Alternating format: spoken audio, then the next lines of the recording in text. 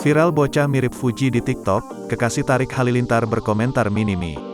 Seorang bocah yang memiliki wajah mirip Fuji mendadak viral di TikTok.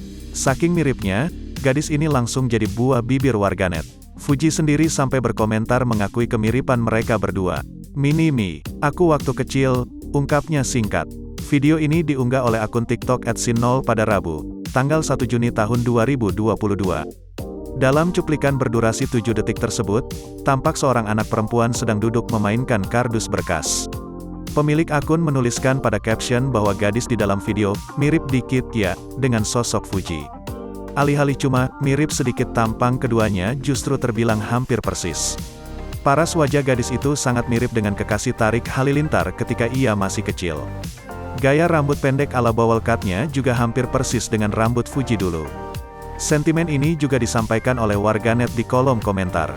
Fuji waktu kecil ini mah, iya sih, asli mirip. Ini Fuji pakai filter baby face ya?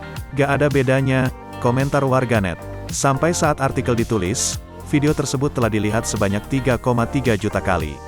Identitas gadis tersebut sampai saat ini belum dapat dipastikan.